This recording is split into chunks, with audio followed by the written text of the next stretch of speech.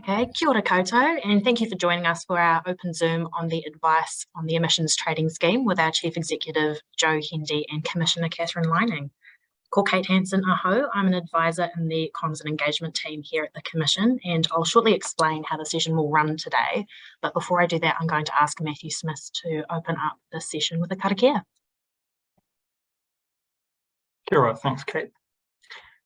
Kia ora te marino, kia whakapapa pounamu te moana. Hei huarahi mā tātou I te rangi nei. Aroha atu, aroha mai. Tātou ia tātou. Hui e, tai iki e. Kia ora. Kia ora, Matt, thank you. Before we get started, could you please share your name and the organisation or the community that you represent in the chat box while I'm talking, and you can let us know where you're joining from in the world, and we can see who is with us for this session. We're here today because the Commission is developing a growing body of advice, and this ETS advice fits within that body. This session will be led by our Chief Executive, Joe Hendy, and Commissioner Catherine Lining. For those who don't know, Catherine is one of New Zealand's leading experts on climate change mitigation policy with a specialisation in emissions trading. So I can confirm that we're in safe hands today. Joe and Catherine will shortly talk us through our ETS advice before giving you the opportunity to have your questions answered in the second segment. You should see a Q&A box at the bottom of the screen where you can type your questions throughout the conversation. We might not have a chance to cover all questions in this session today, but we'll certainly try to get through as many as we can. I also want to let you know that we're recording the session, so anyone who was unable to make today's webinar can look through it afterwards. So with that, I'm going to hand over to Joe. Kia ora, Joe. Kia ora, Kate, and kia ora koutou. Thank you everyone for joining today.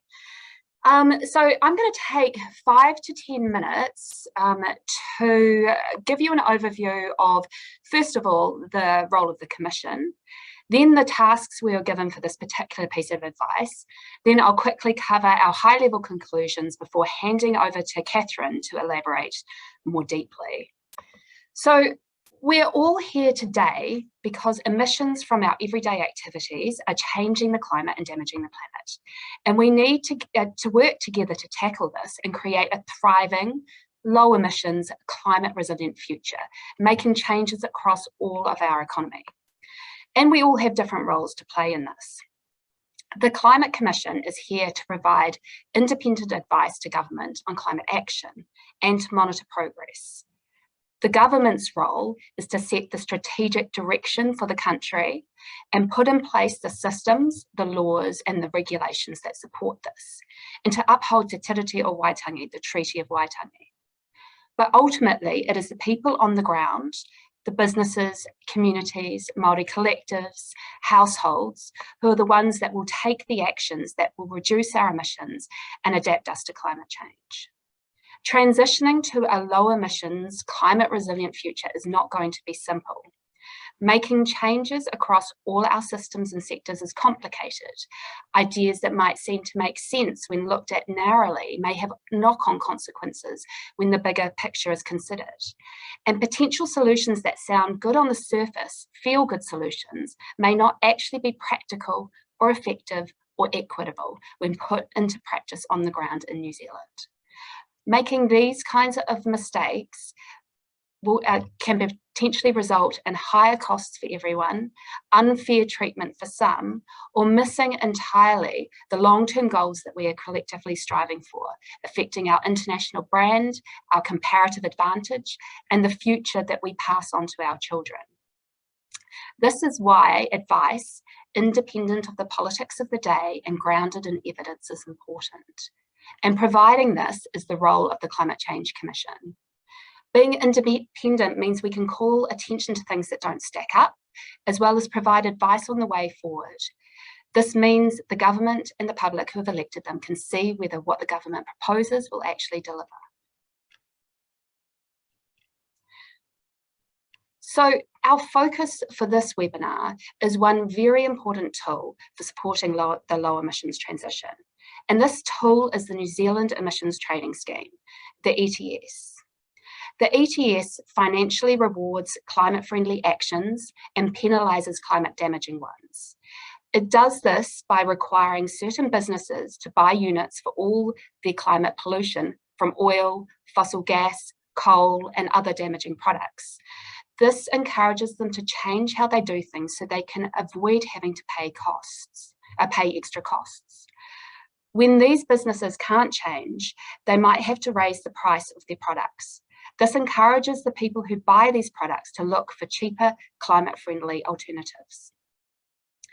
The units in the ETS, called NZUs, can be traded, and this trading creates a market where businesses who are finding it difficult to change can buy NZUs of businesses who find it easier ways to switch to climate-friendly alternatives. Like a game of musical chairs, every year the government takes away a certain number of NZUs, lowering the number available, reducing how much we can pollute in aggregate across the economy to keep us tracking downward towards our climate targets.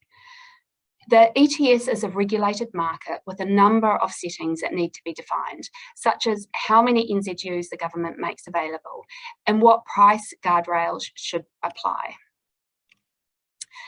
The Climate Change Commission has been given the specific job of every year recommending what these settings should be. This is the first time the Commission has given this advice. When recommending ETS settings, we carefully consider a number of factors, including what's needed to achieve our targets, what's technically possible, what the impacts on people and the economy might be, what's needed for the ETS to operate effectively, and what's happening overseas. And particularly importantly, specific consideration to impacts for iwi Māori. We have built off and supplemented the foundational evidence, analysis, and engagement from our previous reports. And we provided our advice to the Minister of Climate Change on the 15th of July. The Minister must now consider our recommendations and make final decisions in order to update the regulations by the end of December 2022. Before this happens, the Minister must consult on the proposed settings, and we understand that this consultation will be led by MFE. The Climate Commission is required to give this advice every year, and we expect our next round of advice to be due in the first quarter of 2023. The work we're here to talk about today was specifically focused on ETS settings. The scope of our report does not cover broader issues related to the ETS or other aspects of climate change. However, broader issues are not out of the scope of the Commission's other work, both work we have done in the past and work we will do in the future. So while we have this focused conversation today, it is important for us to keep in mind the Commission's previous advice. In the first half of this year, we gave specific advice on agricultural emissions, which are not covered by the ETS at present. We advised the government that it should get up and running a basic emissions pricing system for farmers by 2025. Last year, in May 2021, we made wide-ranging recommendations across the economy. We advised the government that they needed to accelerate climate action and support the transition by using emissions pricing, removing barriers to change, and investing in unlocking innovation. We highlighted and continue to highlight the importance of upholding Te Tiriti o Waitangi, the Treaty of Waitangi, and avoiding compounding historical grievances and further disadvantaging iwi Māori through climate policy. We also highlighted the importance of policies to support an equitable transition, and we covered some aspects related to the governance and architecture of the ETS. Having given you the context of our previous body of work, I'm now going to finish up with a helicopter view of our overall conclusions for this ETS settings work. Then Catherine will cover more of the detail. The ETS is one of our key tools because it can get different sectors rowing in the same direction, putting us collectively on the track towards our climate targets. However, the Commission has found that the current price control settings of the ETS unnecessarily constrain the market, dampening climate-friendly investment. And we recommend to government to adjust the settings to allow the market to do its job. As the NZU prices rise in line with meeting emissions budgets, we can expect increases in gas, coal and oil prices as a result. Our analysis shows that on average, the possible impact of this on the cost of living will be relatively small in the near term. In the longer term, we will often be better off, as many of the investments made now will more than pay for themselves over a longer time frame. And as businesses and households invest to reduce emissions, people's exposure to emissions prices will reduce. But there are some businesses and people who may have limited options to absorb or avoid the extra cost and may be impacted disproportionately, including whānau Māori. While it may be tempting to constrain the market to avoid these impacts, we would then miss out on the benefits that come from allowing the market to drive change, missing opportunities to invest in low emissions action and instead continue down the path of investing in actions that damage the climate. We have advised government that a better solution is to put targeted policies in place to support people who have limited options and allow the market to do its thing and incentivise climate-friendly choices. Climate-friendly investments made now will frequently more than pay for themselves in the long term, and we will be better off economically, socially, and environmentally. Lining up these settings to help deliver our climate targets will make it easier and cheaper to achieve those goals and guide us towards a modern, thriving, low emissions, climate resilient economy. The ETS needs to be as effective as possible to reduce the country's greenhouse gas emissions and contribute to the global effort to reduce the impact of climate change. And with that, thank you very much. I'm going to hand over to Catherine to go into more of the technical detail. Tēnā koutou katoa, ko Catherine Lining toko ingoa. Thanks very much, Joe, and it's a pleasure to be connecting with all of you today to give you a more detailed walkthrough of our ETS advice report. I'll just pull up some slides.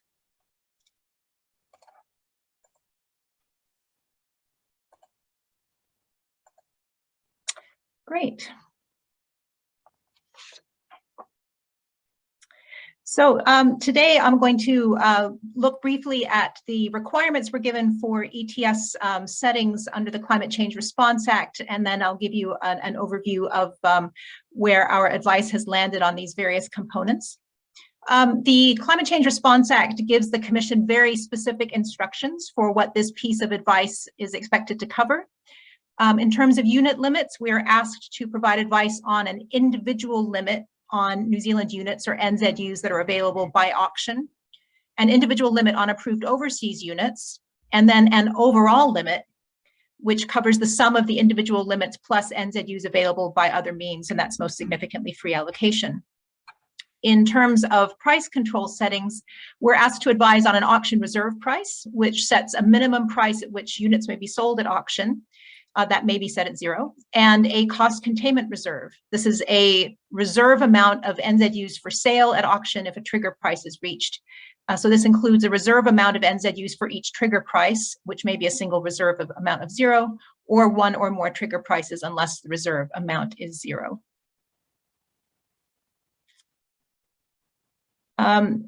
In the reformed ETS, there are always 5 years worth of unit volume and price settings in place, and these get extended by 1 year each year. The settings cannot be changed in the year that we're in. The settings for the immediate next 2 years can be changed in special circumstances, and then the last 2 year settings get reviewed each year. And there are specific criteria for when reviews take place. And we have actually triggered these criteria in several regards this year. So our advice covers all 5 years of settings from 2023 to 2027. Looking at our approach for unit supply settings, we have largely followed the same process which the Ministry for the Environment put in place a couple of years ago. However, we have added this first new step to accord unit limits with domestic emissions budgets, the NDC and the 2050 target. This is actually required in the legislation. We have made the decision to align the unit settings with emissions budgets as the domestic component of the NDC. This decision reflects the fact that the government intends to use offshore mitigation to help meet the NDC, and the ETS currently does not accept offshore mitigation. I'll just highlight a couple of the other points. On the second step of allocating emissions budgets to ETS and non-ETS sectors, we have made a decision to do this based on the sector sub-targets in the government's first emissions reduction plan. This means that if sectors outside the ETS reduce emissions more than expected, the ETS sectors would not be allowed to emit more, and vice versa. Under our split gas target, reductions in biogenic methane and reductions in other gases are not substitutable for each other. Regarding the fifth step, our advice is to draw down more surplus units from the participant-held stockpile. As many of you will be aware, the ETS currently has a large stockpile totaling about 144 million units as of June 2022. This is approximately 4 times the 2021 surrender volume. Now, banking units plays a very important and valuable role in our market, but a very large stockpile can pose risks to the market as well as to meeting our emissions budgets. Our analysis suggests that there is a surplus of about 49 million units, which could enable emissions to exceed emissions budgets. Now, this is a highly uncertain estimate. It sits within a range of 33 million to 66 million units. We recommend reducing this surplus to zero by 2030 using a constant proportion of the ETS cap of 25%. In terms of what this means for the bottom line, this figure does not appear in the advice report, but it compares our unit supply components for 2023 to 2026 as they sit in current regulations and then as we've advised in our report. So you can see that we have provided an allocation for technical adjustments. You can see the change in free allocation, which follows regulated settings. The Commission has not changed any of the methodological underpinnings for free allocation in our advice. And then you can see the impact that this has on NZU auction volumes. So compared to the current regulatory settings for 2023 to 2026, our advice would reduce the planned auction volumes by 15%. This is about 10 million tons. And it would increase the surplus reduction by 36%, which is 7.8 million tons. In terms of price control settings, the cost containment reserve and auction reserve price were introduced as new price control measures in 2021. Previously, the ETS had operated with a fixed price option, which no longer applies.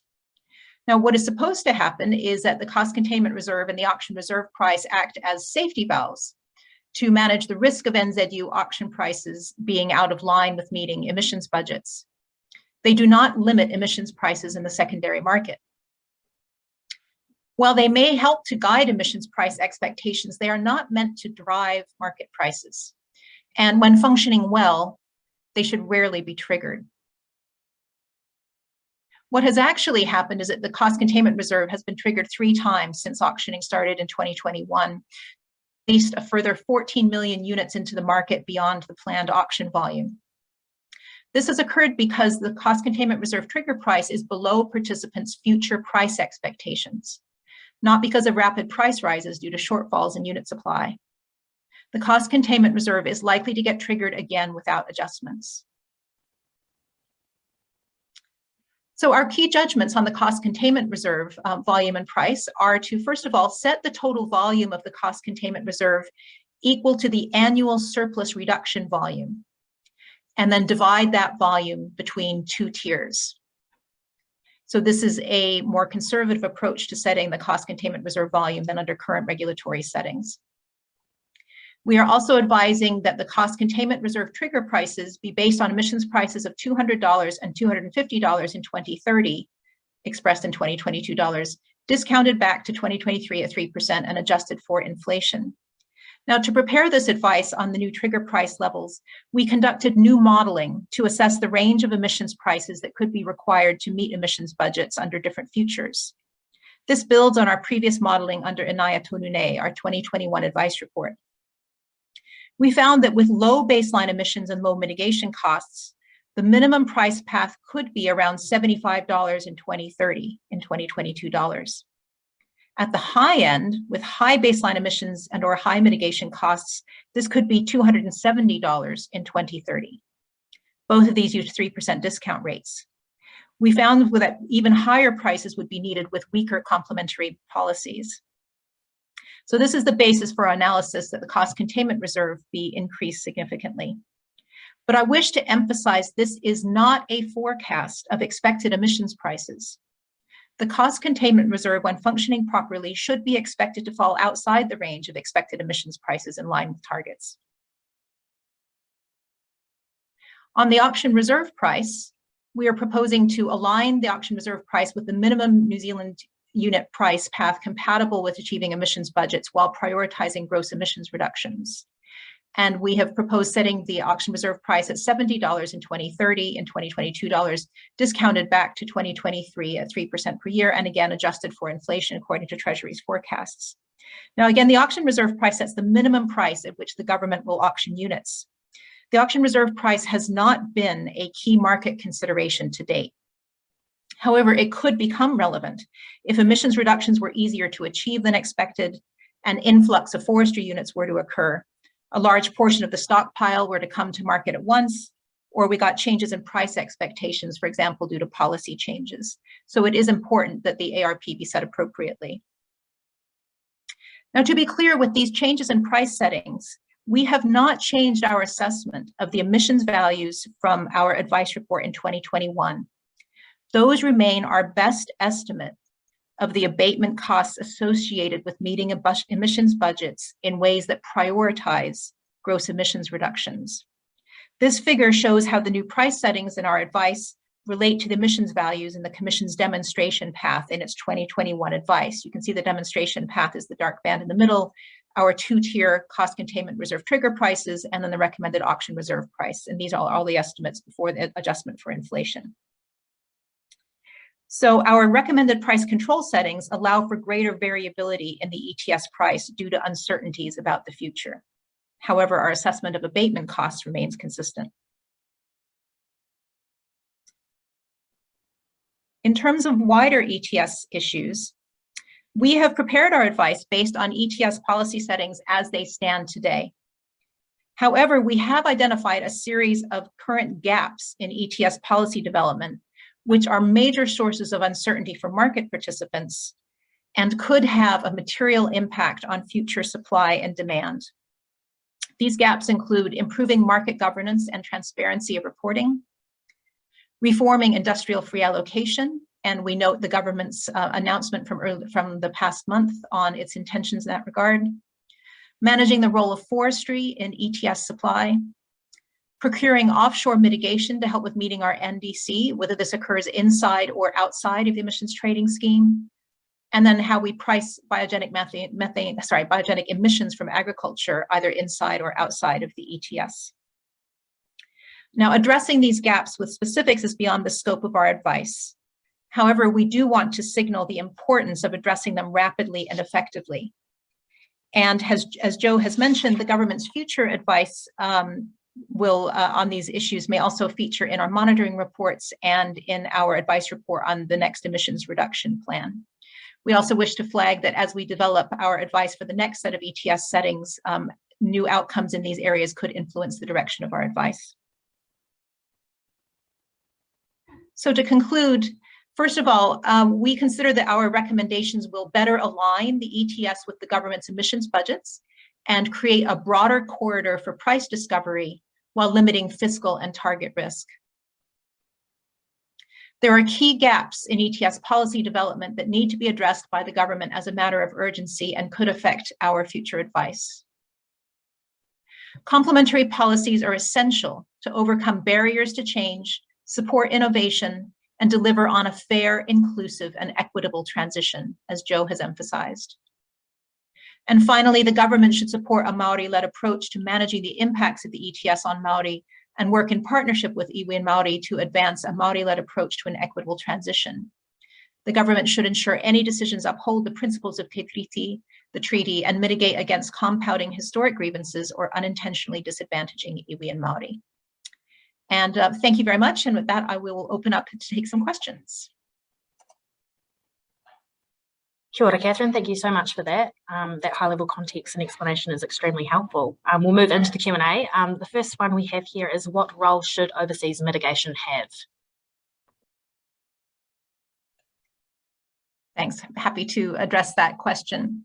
The government has signaled that it expects offshore mitigation to help bridge the gap between what an ambitious domestic mitigation pathway looks like for Aotearoa New Zealand, and what New Zealand could be expected to contribute to global mitigation as part of its fair share of effort under the Paris Agreement.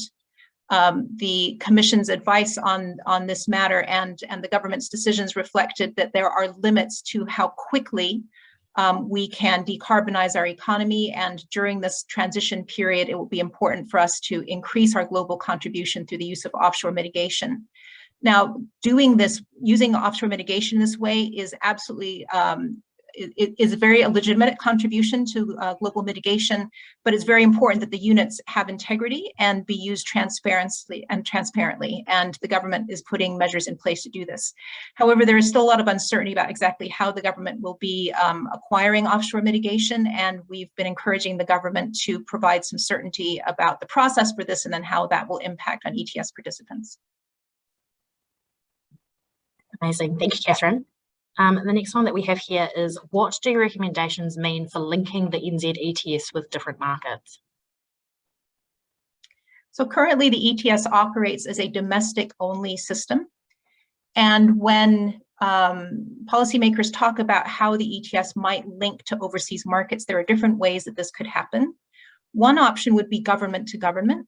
For example, the New Zealand government could make an agreement with another government to acquire units and then use those units to back the auctioning of further volume of NZUs into the ETS. So this would be a government to government link. It could also be possible for ETS participants to link directly to another emissions trading scheme. And this could be either a buy and sell linkage, allowing units to go both ways, or a buy-only linkage that would only allow units to enter into our market. Now, arranging linking between two emissions trading schemes can be a very complex process, and you need to make sure that the schemes align in terms of the measures for valuing units and ensuring integrity. So I think considerable effort would be needed to link our system with participant to participant linking, particularly if it was a buy and sell linkage. Great. What will these unit limits and price settings mean for auction revenue? The auction revenue is a product of two factors: the number of units that the government auctions and then the price at which the auction clears. And our advice would reduce the auction volume that's available, but then it's up to the market to determine the price. So it's going to be a trade-off between those two factors. Great, thank you. Will the technical annexes referred to in the report be made public? Jo, would you like to respond? Yeah, sure. Yes, they're definitely going to be made public, and we expect them to be up on our website shortly in the next few days. And we will, when they are up there, we will, of course, let people know via our usual channels. Great, thanks, Jo. Should speculation be allowed in the NZ ETS? Speculation actually plays an important role in terms of supporting liquidity and helping with managing risk in the system. Our analysis has not identified a particular problem with speculation at this point in time, and so that's one of the roles of the auction monitor and other market governance arrangements, is to ensure that market activity is continuing in an appropriate way. But at current time, the speculation plays a useful and appropriate role. Great, thanks, Catherine. Is the ETS working? Have we seen the number of units surrendered every year go down? The question of how the ETS is working is a complex one. A functional market has been established, and the processes are operating appropriately in a way that maintains integrity in the market and sends price signals to participants. The emissions trading scheme has not yet had a significant impact on driving down domestic gross emissions, and as prices rise, we will expect that to happen. The reforms that have been introduced in 2020 really put the appropriate levers in place for emissions prices to rise in line with our targets. and for people to have the incentives to make those investments in low emission technologies and practices. So we do expect the ETS to improve in its effectiveness in the longer term. However, as we've signaled in our advice, further guidance is needed on the balance between gross emissions reductions and removals that are driven by the ETS to make sure that we progress on our decarbonization pathway. Great, thank you, Catherine. Regarding unlocking innovation, could advice to government include more local investment and so rely less on the overseas units, for example, biocarbon? For example, so what was the example? Biochar? Biochar, okay, thank you. No, the decarbonization pathway in New Zealand really needs to be driven by innovation and progress, and we are seeing that happening. However, our assessment is that there are limits to how fast the economy can transition. So the idea here is to progress domestic decarbonization as rapidly as possible while maintaining a just transition. So that's the balance that we're looking for in progress. That being said, this system opens up potential for domestic decarbonization as people become ready. Jo, would you like to comment on that any further? Yeah, I think, I mean, in Nāia Tonune, our advice last year, we identified that pathway for a well-paced, equitable, economically achievable domestic pathway. So just to reiterate what Catherine, and multiple pathways there. But I think it is really important that we have policies well signalled into the future. We're thinking well ahead. We are investing in innovation so that we're unlocking options for the 2030s and 2040s so we can continue on that pathway. So, you know, there will be some investment that's happening right now to reduce emissions immediately with what we know in technologies that are easily available, but we also need to be putting in place the infrastructure and testing and piloting so that we have the easy options in the 2030s and 2040s as well. Great, thank you, Jo. Next one we have here, what complementary policies may be introduced to push forward the exclusion of permanent pine forestry from the ETS? The government is in the process of assessing a range of policy options for looking at the role of forestry in our decarbonization pathway and the role of forestry in the ETS. And the government has signaled several possibilities in its emissions reduction plan, and they're still currently under consideration. This is one of the issues that the Commission will be monitoring as we look at the progress under the emissions reduction plan. So the Commission has not developed specific advice on what those policies should be. We signaled the direction of travel in Nāia Tonune. And I think it's just also important to add that there are a lot of different ways that production forestry is going to be valuable for our low emissions transition. One of which, you know, having the ability to increase our ambition as we decarbonise our economy because of the carbon sequestration is one, but also we shouldn't underestimate the importance of production forest and other bio crops for helping decarbonise on the energy side as well in terms of standing up a bioeconomy. So I think there is a broad range of potential for production forestry and crops more widely to be helping us transition. Okay, we've had some sort of similar related questions to that. With the Commission's advice, will it include changes to eligibility to earn credits, for example, removing exotics forestry or including similar woodlots? Sorry, smaller woodlots. Advice on specific settings for forestry is not a part of our current advice report on ETS unit settings and price controls. So that those are decisions for government policy at this point in time, and we'll be continuing to monitor those as part of our efforts, and we'll consider them further in our next emissions reduction plan advice as well. Yeah, and just to reiterate what we found advised in Nāia Tonune last year, we actually did highlight the need for doing additional research into being able to measure smaller areas of carbon sequestration, with the potential of being able to include more within the emissions trading scheme, or think about other ways for encouraging additional sequestration. And also in our recent advice on agriculture, we reiterated that, as well as thinking about the broader values that you get from some of the smaller lots of vegetation, and thinking about things like biodiversity benefits, water quality benefits, etc. So I think there's a lot of room for policy development on this front. There's a lot of benefit we can get from harnessing these different sources of heat sequestration and biodiversity, and the work really needs to get done. Great, thank you for that, Jo. In a similar theme again, what would the effect on the proposed ETS settings if the government decided to restrict the supply of forestry offsets on the ETS? What would the effect be? The effects are discussed in some detail in our advice report. To the extent that the forests are generating extra supply of units, that potentially depresses unit prices and reduces the incentive to reduce gross emissions. So the advice report includes some scenarios for what happens when the government reduces the flow of forestry units from limits on registration and that sort of thing. So yeah, the general issue is that as you reduce the forestry units, the prices would be expected to go up and gross emissions to reduce further. Great, thank you, Catherine.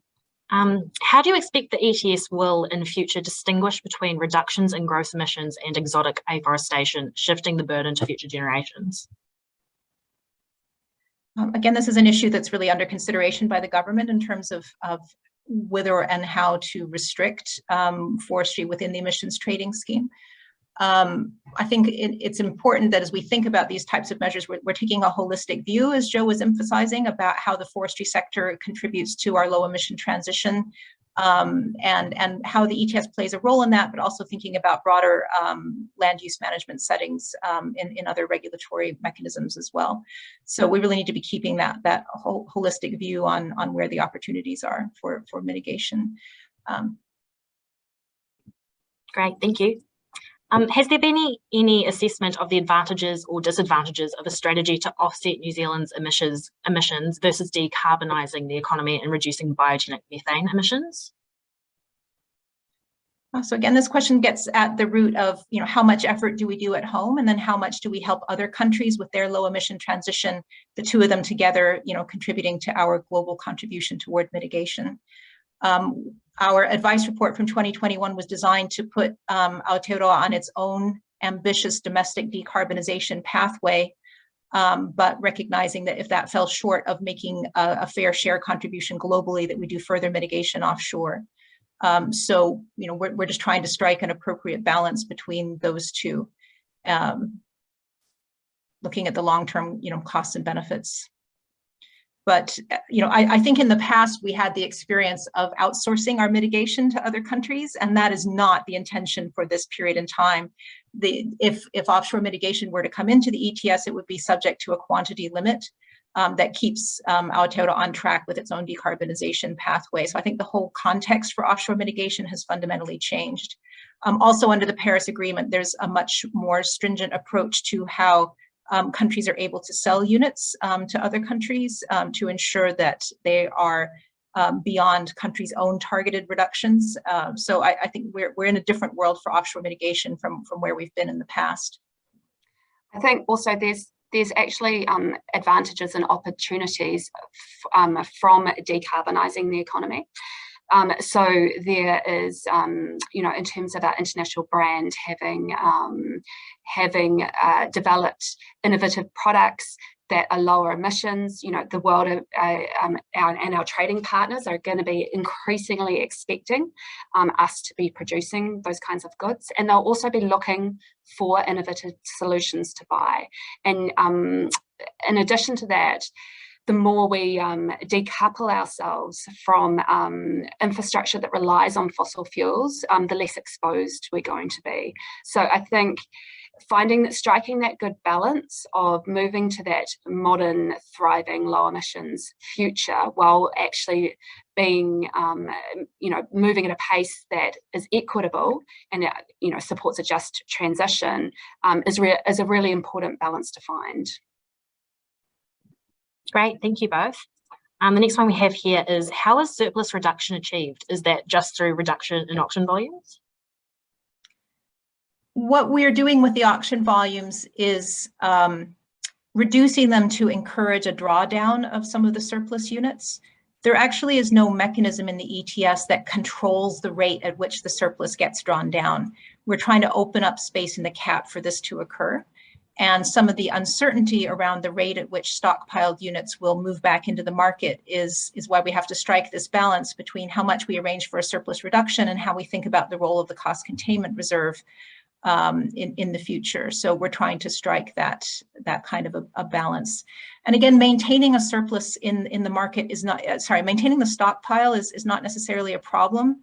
The stockpile allows ETS participants to hedge their liabilities, which helps to contribute to market stability. A large volume within that stockpile is to cover harvest liabilities for post-89 foresters.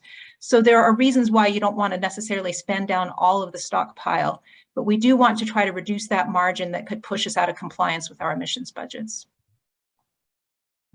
Great, thank you, Catherine. The next one we have here. You have reiterated that the CCR trigger prices are not future price expectations, but effectiveness relies on NZU prices going upwards. How often do you expect the CCR will be triggered under your proposed changes? And are you forecasting the second tier will ever be used? Our advice doesn't try to project how often the CCR might be triggered. The CCR really should be there as a safety valve that very rarely gets used. I think what we've seen in the past year and a half is quite extraordinary in terms of the CCR getting triggered. So if the system is operating as anticipated, we would not expect the CCR to get triggered. It should just be there as a predictable, fast response if emissions prices move suddenly beyond what's expected in line with our targets. I think another important feature of the CCR is that if it does get triggered, that also leads to a review of policy settings. So the government has an option to look across the market and say, why did the CCR get triggered? Are there some other adjustments that we need to make instead to help stabilize, where is this coming from? So the CCR is not a lone ranger out there to try to manage the prices. There's actually a process in place to restore an imbalance if things don't evolve according to how they're planned. Great, thank you. We have a soil carbon question here. Is soil carbon sequestration being considered in the ETS in support of regenerative agriculture? If not, why? And are there barriers that we can remove potentially? Do you want to take that one, Jill? Sure. I think this comes back to what I was talking about earlier, and some of the recommendations we had in our advice last year in Ngāi Tonune. And this is around needing to do the fundamental research to be able to measure the gains and losses from different forms of sequestration. Because while there are potentially gains to be had from enhancing soil carbon, we also know that there are losses. We have sediment in our water, we have storms, etc. So we've got to be able to measure both sides of the ledger.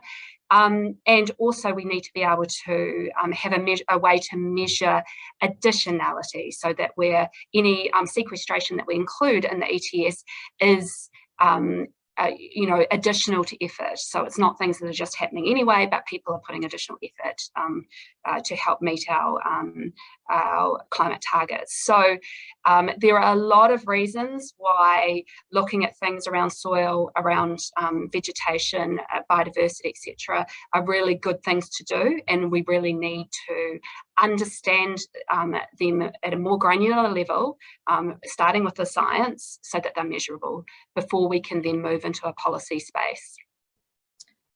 Thank you. I'll maybe just add to that, as Joe was saying earlier, I mean, the ETS is not the only mechanism for identifying and rewarding soil carbon benefits or other small-scale benefits. It's one option that can be explored in the longer term, but there might be other mechanisms as well for acknowledging the benefits of better soil management and regenerative agriculture.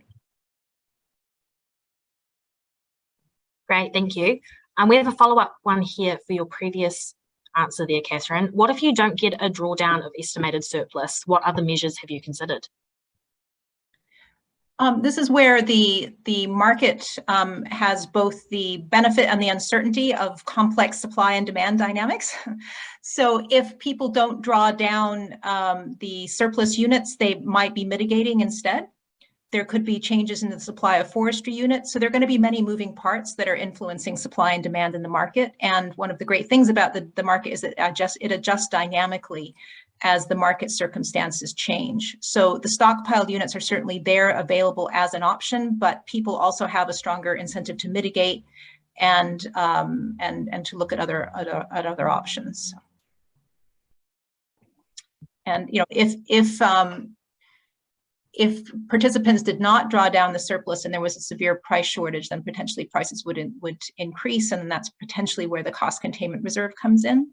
But given the current market circumstances, again, we would expect the CCR rarely to be triggered. Great, thank you. Could you expand a bit more on why the CCC has recommended a 2-tier CCR? So under the one basket approach that we've had in place so far, if the CCR gets triggered, the whole volume of the CCR gets released to the market. And that presents a fiscal and a target risk to government. And it may also be providing more supply than the market actually needs at that point in time to address the concerns that led to the triggering of the price. So by dividing the cost containment reserve into 2 tiers, it allows a more moderated approach so that you get a first release of units to take the pressure off initially, and then you've got that, then it can be seen if the second tier is actually needed. So that it gives you a multiple step process to releasing that much volume into the market and creating those target and fiscal risks. Great, thank you. Up next, we have, what scope is there for more measures to recognise and encourage protection native biodiversity that is not forest, as well as pre-1990 native forest protection by providing sequestration recognition in the ETS? Jo, would you like to? I think it's one of the common themes that's been coming up. Yeah. And I mean, it does harken back to, so in terms of the ETS, that the ETS is focused on emissions reduction. We have suggested in our recent advice on agriculture that the government explores looking at other mechanisms to capture all the ecosystem services as a whole. Because of course the ETS is focused on one particular objective, but of course we've got this, there are many things that that are important to protect and enhance. So I think that as also the ETS in terms of improving measurement of smaller scale sequestration is an important area of research. Then in addition to that, policy development around how do we actually value these benefits that we all gain from that are wider than just about carbon. Great, thanks, Jo. We have one for Catherine here. Have you considered making some NZUs having an expiry date? Our advice report does look at the issue of vintaging briefly. It's not one that was an option that was considered by government officials during the process of major ETS reforms, and officials decided not to proceed with that option. The option of vintaging is used in the California ETS, so there are global precedents for this. The downside of vintaging is that it creates different values for different units in the market, and that introduces a further level of complexity. So we haven't advised proceeding with that at this point in time, but it is an issue we'll continue to consider in the longer term. Okay. What happens next with this advice? What will the government do? So we've handed the advice over to government on the 15th of July. Now the ball is in the minister's court. So the minister will need to consult prior to making final decisions, and the regulations need to be set by the before the end of this calendar year. So that's what happens in terms of this round of advice. And then, of course, this is an annual process. So every year from now on, the Commission will come back, review and make recommendations that are around what the future settings should look like. And then it will be over to the Minister of the Day to put in place the regulations to give effect to that. Of course, the Minister can decide and the government can decide to differ from our advice. That is very valid and an option available.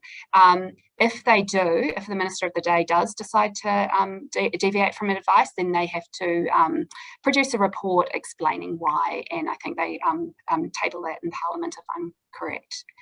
So that will be, so if they do deviate from where we've landed, that will be transparent and publicly available. Great, thank you, Jo. The next one we have here. Have you figured out what fiscal budgetary provision has been made for New Zealand buying credits offshore? One of the aspects of our advice is encouraging government to provide more transparent information about its intentions for purchasing offshore and how that will be managed as a part of the budget. And I'm not aware of any decisions that have been announced on that so far. Okay. While farmers are not covered under the ETS, do you expect speculation on the demand side from farmers will increase with the potential to be indirectly price linked under He Waka Eke Noa? Oh, first, before Catherine answers, I'll just clarify that agricultural emissions are not currently within the ETS, where it's not farmers per se, it's agricultural emissions, and that's methane and nitrous oxide. So within the ETS, we've got the energy-related emissions.